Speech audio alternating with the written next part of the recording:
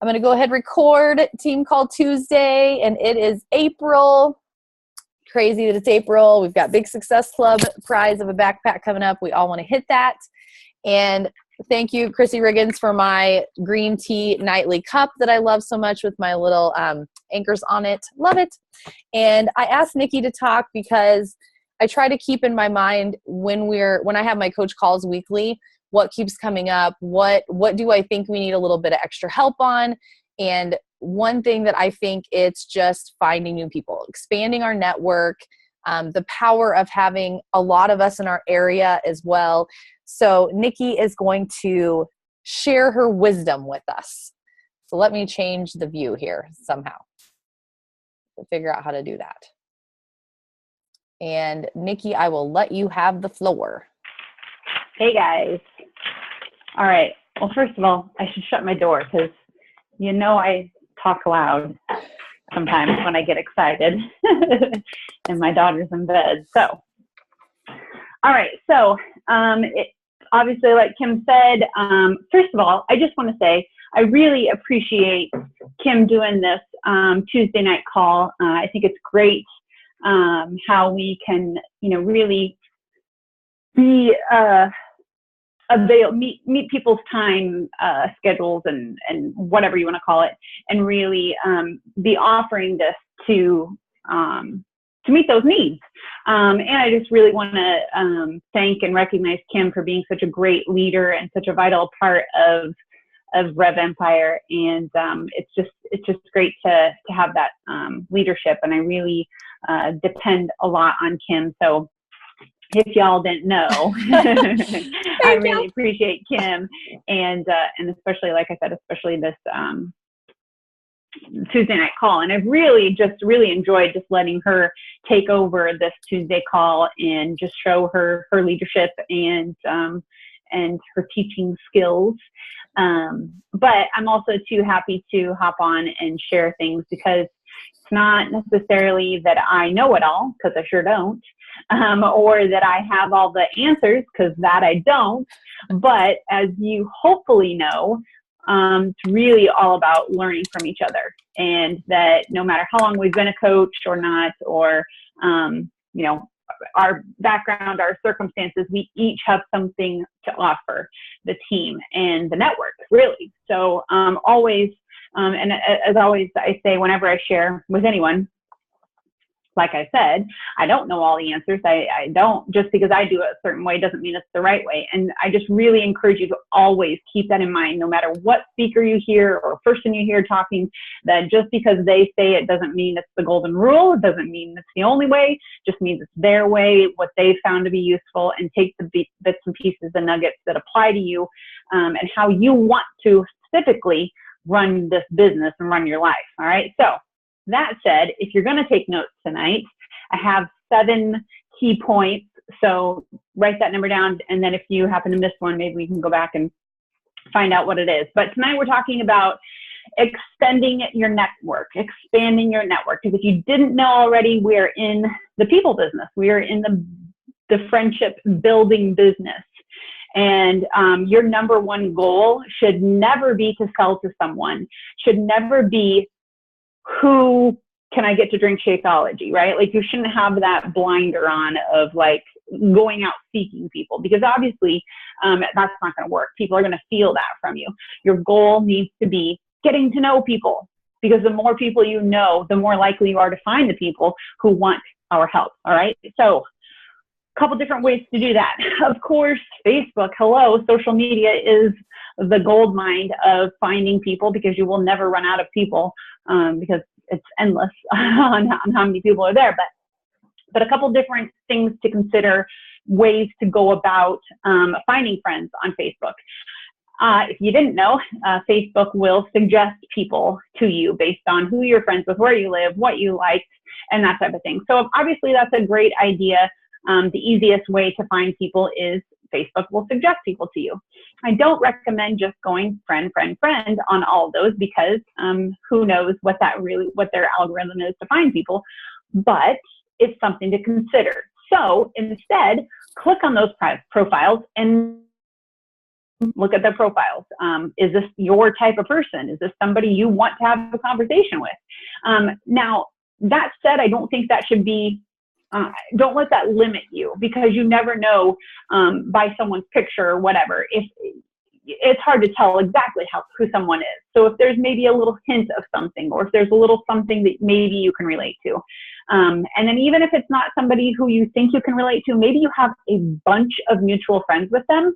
I think it's still a good idea to add them as a friend, because they may lead to you to finding someone else. You know, that whole 5 degrees of separation. This person may lead you to someone else. And I don't think you have any reason to feel icky about that, because this is a social media network. It's the platform. It's the point, is to connect with people. Just because somebody's a friend on Facebook with you doesn't mean you have to know their whole life or that they have to know you. Simply means it's somebody who you're wanting to connect with. All right. Another key area about the suggested friends is look for people that you actually know. I have found a lot of people that I actually know through that suggested friends thing. So don't feel like that's a scary thing to do, or that it's an icky thing to do. It's a suggested tool. Utilize it. Don't take it for what it is. It's a suggestion. Go investigate it. Look at it. All right. Another thing to do is look at the friends of your friends. And again, people might think, what? Like, ooh, I'm going to go look at their friends. It's the point of social media is to find people and to get to know people. So remove that icky feeling from yourself and go say, hey, oh yeah, Crystal from high school. Oh, I wonder if she found this friend, or I wonder if she is still connected with so-and-so who was like 3 years younger than us. I really wonder what that person was up to, right? Or whatever the case may be. Don't feel icky about it. Go through that same method of looking through friends as friends. Do I have anything in common with them? Look at their profile. Are they compatible to you? Could they be a lifer? Are they somebody who would be in your tribe? All right. And then, as we've talked about before, join a group of interest to you, whether that be sewing, gardening, puppies, moms of twins, whatever, you know the drill there. But don't go in there and spam. Don't go in there and friend a bunch of people just because the group has 2,000 people in it and they all love cats doesn't mean that they're going to relate to you, right? So be active in the group. When we join a group like that, don't think of it as going into that group as a social media or as a Team Beachbody coach. Think of it as going into the group because you enjoy the cats and you talk about cats, and that's all you talk about. And you get to know people like you. It's the point of the group, right? Really, guys, your intentions with all these activities is the key. If you are on Facebook hunting down people who want to lose weight or who you think may drink Shakeology, you're not going to get anywhere, because that is a salesperson tactic. We are not salespeople. I will say that a gazillion times. All right, so what are you going to do when you're in this group? You're going to post. You're going to be active. You're going to be active in the group. You can't simply sit back, view posts, view things, look for people. You have to engage people. That's what social media is. Engaging, comment, post, interact with people. But look for people like you. Look for people who could possibly be a part of your tribe, those lifers. Then, after you've connected with them, after you've formed something that you can take to a private message, that's when you friend them. And you may even decide to have been in the group quite a few weeks, months, days, whatever that looks like for you, depending on your activity in the group, and have a certain amount of interactions, connections with somebody before you feel comfortable. You kind of have to set your own number with that. There is no black and white. It's sort of like when you, and that could be from person to person, because again, you don't want to feel icky, but there's just no black and white there. It's just kind of fine line based upon the situation. All right. My fourth point of the Facebook friending thing is make use of your mindless scroll, right? Because we're there. As much as we try not to do it, we find ourselves doing it. We find ourselves scrolling and like, what am I doing? What am I doing? Well, make use of that. All right. If you're going to be mindlessly scrolling to relieve your stress or to take a brain break, use it for value. Connect with people, right? Something that you find interesting, go ahead, like it, comment, make note of it. Maybe that person that you are constantly liking, commenting with is somebody who you could build with. And maybe it's somebody you've already built with who you can invite. Maybe it's a person who you just friended and hadn't had that opportunity to take it to a private message. make note of that. And I know Kim has that challenge tracker or connect tracker that we're just implementing. So obviously that will be a great time to do that. But connect with them, and then connect with the people who are also commenting on that post, right? So my friend Sally is posting about knitting, and of course I love to knit, so I'm commenting. And oh, look at all these other friends who are talking about knitting, right? So comment on their comments. Engage in conversation, not friend everyone who's commenting, not put them all in your free group. Talk to them, interact with them, people who you have a common interest with. Then maybe eventually you will friend them. Should they, you're going to get a notification. Should they reply back? Should you continue that conversation in the comments? That's when you could possibly take it to a private message or a friend request.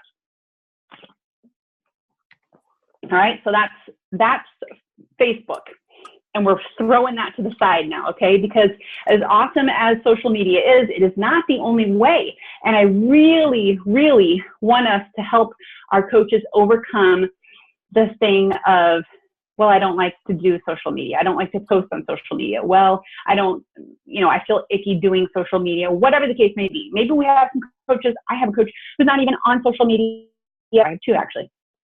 I personally want to help them figure out how to build without being on social media, because obviously that's how this company started. It's definitely a great way to build it. That said, okay, so let's move on.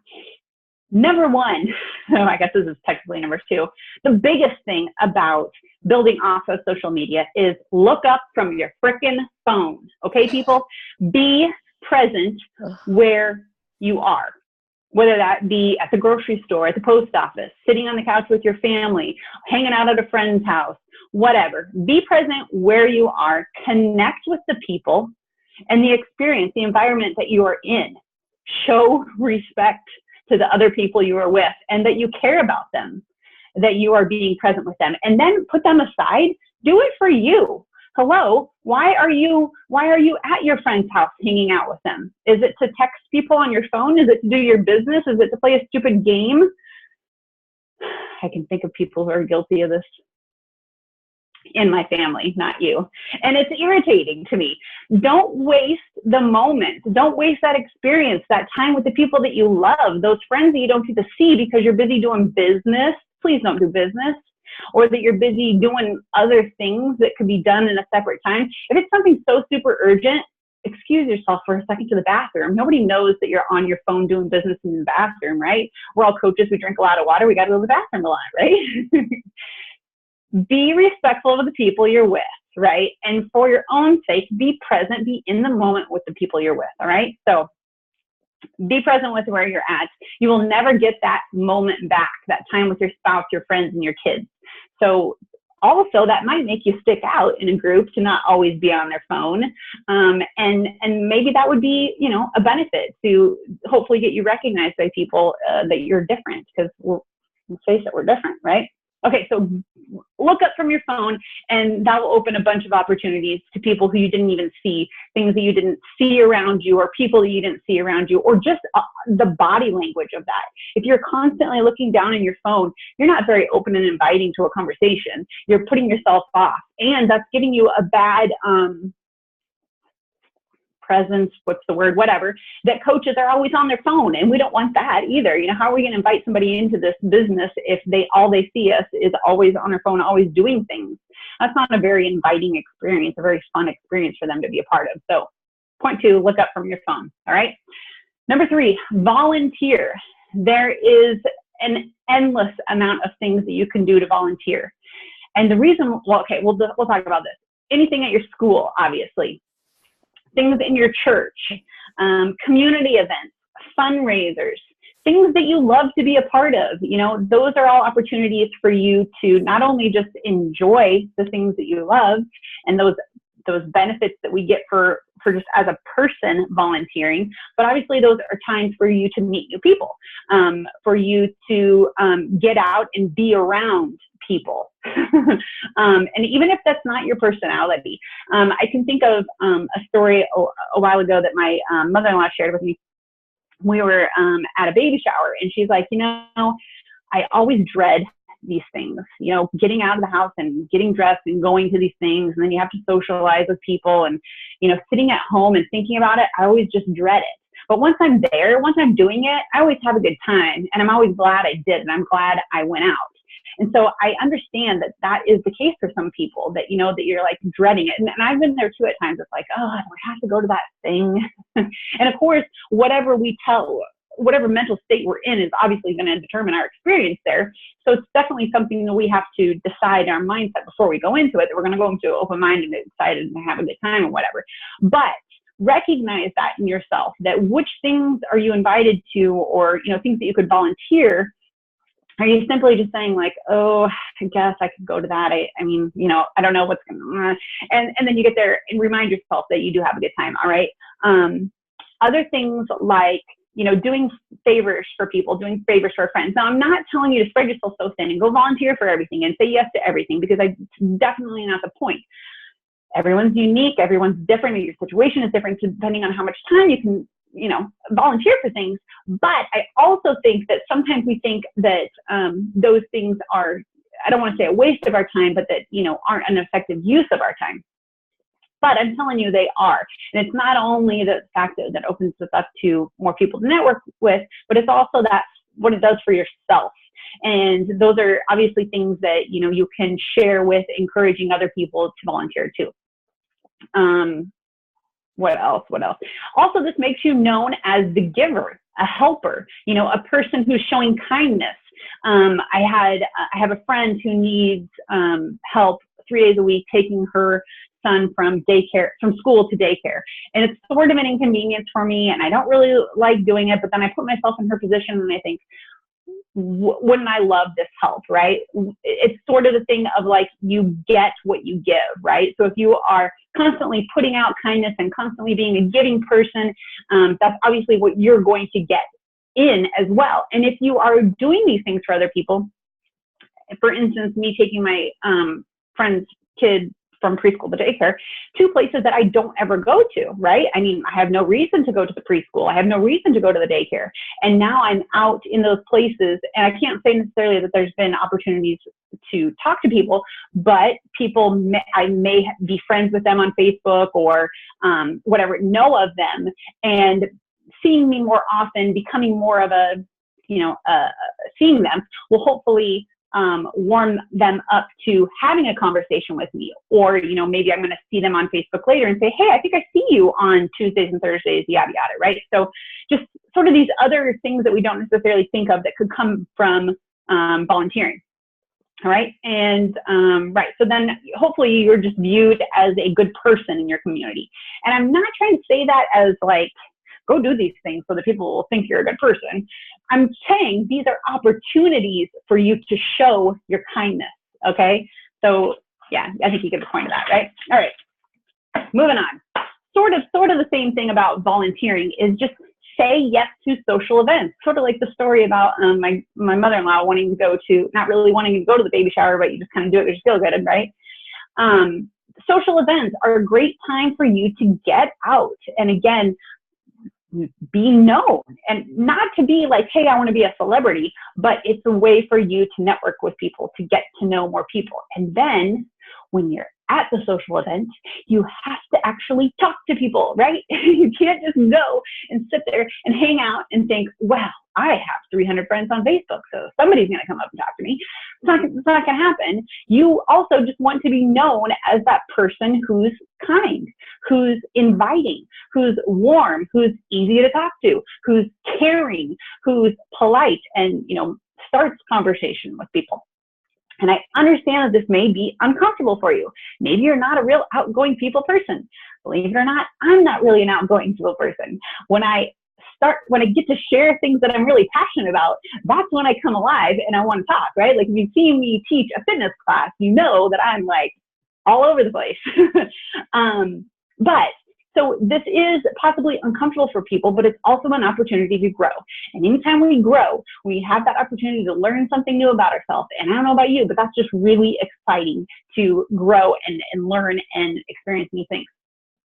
So yeah, it might be a little uncomfortable at times, but it's definitely well worth it in the end. What else? So do you really want to help people?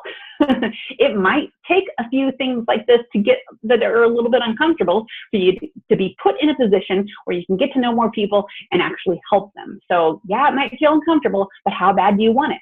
How bad do you want to grow your team? How bad do you want to really help people? How bad do you want to grow your network? It might be a little tough at times, but it's worth it. And so when you're at that social event, what are you going to do? You're going to be present.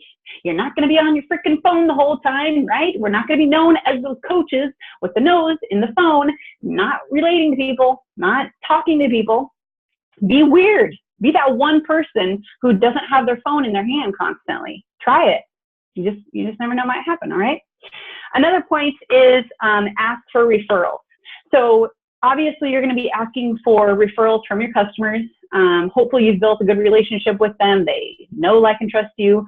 They see you as a person who, is caring and wanting to help them. That asking for a referral should never be icky, because they see you as a person who gives value to people. They're obviously going to want to refer other people to you. So ask your customers as well as your followers. Maybe you have that one person who's always commenting on your stuff, but has never done anything, always says going to all your events, but then doesn't go, right? Thank them for, their engagement. They're supporting you, and say, I just so appreciate you always showing kindness to me. And it just really, really helps me continue on my mission. It's a perfect opportunity to share your mission with them. My mission really is to reach more people. Is there anybody who you can think of who might be interested in what it is I'm trying to do, or, in my message of bringing health to more people, or whatever your case may be with that? It's a great opportunity to share that with those people, as well as your customers. Thank them for being a customer and how much you appreciate them, and helping you spread the word or whatever. So obviously ask them as well. All right. Also, I don't even know what number we're on, but the next point is take advantage, especially here in Nebraska City, of our local team. Do you guys realize the power that is in this local system, right? We could do like a whole team call on this, by the way, but it's as well as the local team of social media, but also just our presence in the community. Hopefully, we're not known as the coaches who have the nose in the phone the whole time, but we are seen as people who are caring, kind, giving, helpful, sincere, people who actually care about people, right? Hopefully that is the presence that we have brought to this community, not selling things, not poaching people, not any of those negative things that I don't even focus on. But it's just such a huge benefit, not only for our team and our business and the company. We are bringing brand awareness to our little town by having this explosive plethora of people, right? As far as social media goes, especially, well, not even just social media, having a big group of people all in the same area proves, especially for me, when I was the first coach in this little area, I was viewed as that crazy P90X girl, right? Like that girl, she talks about that. She's like crazy. She's all that workout at home stuff, right? But as the team grows, it's now viewed as like, so that thing that she did, other people are doing that now too? Oh, okay, well, there must be something to this. Oh, she's drinking that shake that she drinks? Maybe it does work, right? So that's sort of the result of this big team. When it comes to Facebook, as far as us all maybe knowing the same person and all have friends with them, and even me going out and friending people who my coach is a friend with or whatever, that just adds value to that person. So when it comes to specifically like a challenger, right? So maybe Lori is Kim's challenger and I friend request Lori. Kim could be like, oh my gosh, I think he's trying to steal my person. What's going on, right? Or she could be like, oh, that's great. Now Lori's newsfeed has Nikki in it too. So she's going to see Nikki doing this, and she's going to see Nikki talking about this, and she's going to get that positive influence from Nikki as well, guys. It is a benefit. All right. So if it's a person who's not a challenger, maybe maybe Kim and Chrissy and Jan and Renee, and we all have the same friends, right? And maybe 2 or 3 of us have started a private conversation with her. And, maybe we haven't talked at all about Beachbody, but we're just getting to know them and talking to them about what it is they're doing or whatever, getting to know them. They're going to see, obviously, as more friends, that we're all coaches. And they're going to say, oh, that's cool. They're doing that network marketing thing, that MLM thing, but they didn't ask me to buy anything. Cool. Okay. That's great. Right. So days go on, whatever, they see us doing our stuff, seeing us positivity. Maybe somebody actually connected with that person, and then that person goes and invites them. But they've already seen that all these other Beachbody coaches are cool, right? We're cool, right? We're doing our thing, but we respect you enough to not hound you about things. When one person does actually invite them, they're going to be so much more receiving of that invite, because they're not going to feel like they already had 5 people ask them to try Shakeology. Hopefully we're teaching that as a team, that we get to know people before we invite them. By doing it this way, it is a huge benefit. People are seeing, oh my gosh, there's like 5 or 6 or 8 people in this area that care about me, that are kind, that are, really just truly wanting good for me, who are positive. And again, they're just going to make that one invite that much more likely to be accepted. All right. So let's say, let me read over my notes to make sure I got everything. Positive influence. Right. So a challenger, I friend a challenger, they're going to hopefully stay on track more by seeing all my stuff in the news feed. Or, maybe it could be that we're all friends with that same person, and maybe they've told us all no, and maybe a couple of us have, after getting to know them a while and after being friends with them for a while and inviting them to our free groups and such, and we invite them to a challenge group. Maybe a lot of people invite them, and then finally they're like, you know what? Okay. Fine, I'll give it a try, because you girls keep talking about it. You're still sticking with it. You're still drinking that shake. You're still doing the workouts. You guys are still going on these trips. There must really be something to this, all right? So 3 years later, okay, yes, I will give it a try, because sometimes it takes that long, right?